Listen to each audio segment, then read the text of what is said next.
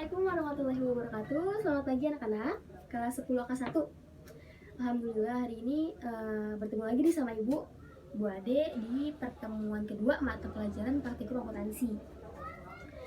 Nah, yang dimana pada pertemuan pertama itu Ibu sudah menjelaskan bagaimana mekanisme pembelajaran yang akan Ibu terapkan di mata pelajaran praktikum akuntansi ini. Jadi sebelum kita mulai pembelajaran nih, silakan ketua kelas dipimpin doanya terlebih dahulu.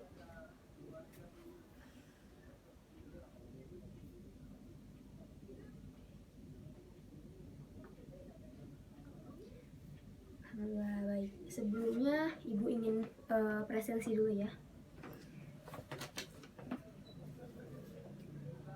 Adel, Cherry, Bima, Delila, Zulfa. Alhamdulillah hari ini masuk semua ya. Semua sudah dapat modul akuntansi kan ya?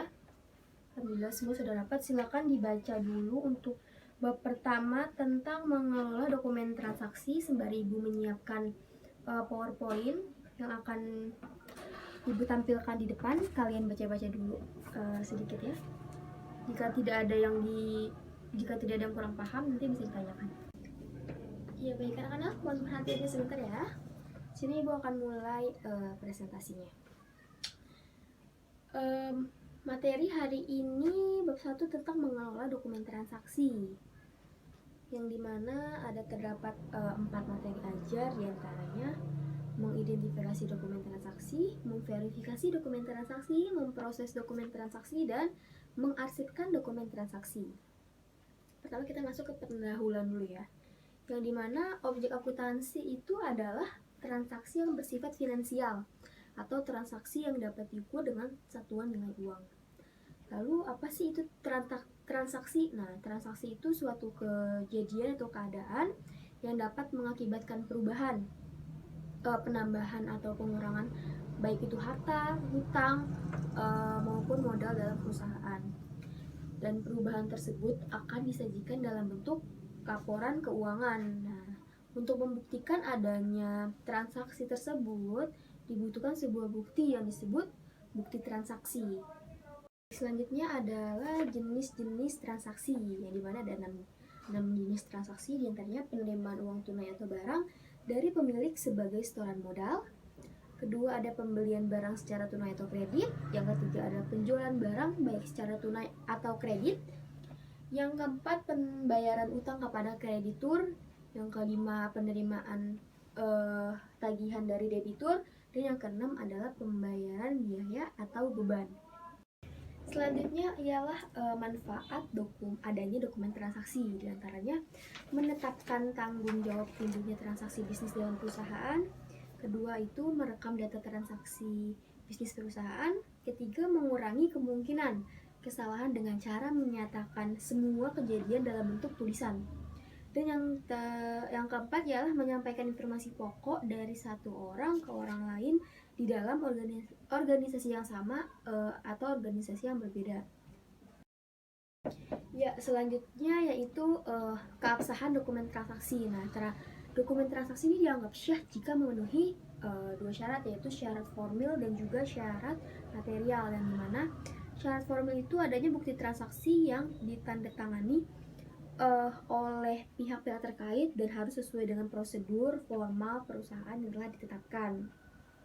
Lalu yang kedua yaitu memenuhi syarat syah material, yaitu perhitungan atau jumlah nominal benar-benar sesuai dengan kondisi yang sebenarnya. Jadi sehingga apabila terjadi namanya manipulasi data transaksi, maka dapat dilakukan dengan mudah penelusurannya nantinya.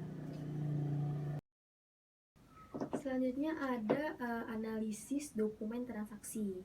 Nah, terdapat 2 bukti ini dalam dokumen transaksi, yaitu bukti intern dan bukti ekstern, yang dimana bukti intern ini adalah bukti transaksi yang dikeluarkan oleh pihak perusahaan yang digunakan sebagai dasar pencatatan, dan biasanya bukti intern ini menggunakan lembar kedua atau kopi. Nah, sedangkan yang lembar pertamanya itu atau lembar asli diserahkan kepada pihak luar yang melakukan transaksi. Nah, yang kedua adalah bukti ekstern, yang dimana bukti yang diterima pihak luar yang telah melakukan transaksi dengan perusahaan. Nah, bukti ini biasanya berbentuk bukti asli atau yang lembar pertama. Dan biasanya ini yang lembar kedua ini berwarna merah atau kuning ya. Terus yang lembar pertama berwarna putih dan dengan cap dan tanda tangan asli atau basah. Baik, selanjutnya ialah proses analisis dokumen, yang dimana terdapat identifikasi atau penentuan keabsahan fisik bukti transaksi yang meliputi analisis pihak mana yang mengeluarkan bukti transaksi serta meneliti kebenaran bukti transaksi yang telah dikeluarkan. Selanjutnya ialah mengidentifikasi transaksi yang meliputi apakah transaksi tersebut telah dilakukan sesuai prosedur yang ditetapkan atau tidak. Nah, hal ini dibuktikan dengan adanya tanda tangan oleh pihak-pihak terkait. Yang ketiga, penentuan kebenaran perhitungan nilai uang. Nah, yakni dengan meneliti jumlah nominal uang yang ada dalam bukti transaksi, nah, dan kebenaran penggunaan metode perhitungan yang digunakan serta peraturan perpajakan yang berlaku pada saat proses transaksi tersebut. Terus yang terakhir ialah baru penentuan akun-akun buku besar dan jumlah rupiah yang harus didebet dan dikredit. Baik, sampai sini ada yang mau ditanyakan tidak? Terkait tentang mengolah dokumen transaksi, yaitu diantaranya ada mengidentifikasi, memverifikasi, memproses, dan mengarsipkan dokumen transaksi.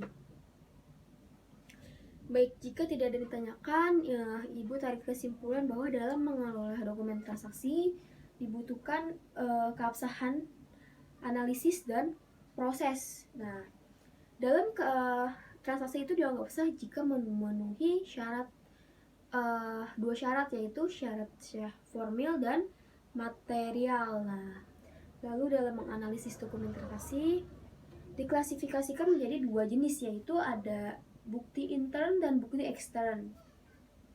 Selanjutnya ialah dalam proses analisis dokumen. Nah, terdapat identifikasi atau penentuan, baik itu penentuan fisik maupun perhitungan nilai nominal uang yang ada dalam bukti transaksi tersebut. Nah, lalu setelah itu baru kita menentukan akun-akun buku besar dan jumlah rupiah yang mana yang harus dikredit dan harus didebit. Jika tidak ada yang ditanyakan, Ibu sudah memberikan 5 butir soal yang bisa kalian catat. Silakan kalian catat terlebih dahulu.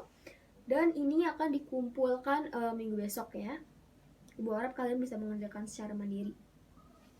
Baik, jika sudah selesai mencatat, Ibu harap minggu besok kalian sudah mengumpulkan tugasnya. Dan Ibu harap materi hari ini bisa kalian terima dengan baik ya. Pertemuan kedua ini tentang mengelola dokumen transaksi Ibu akhiri sampai sini. Lebih dan kurangnya Ibu mohon maaf jika ada kekurangan dan kesalahan dalam berkata. Wabillahi taufiq wal hidayah. Wassalamualaikum warahmatullahi wabarakatuh.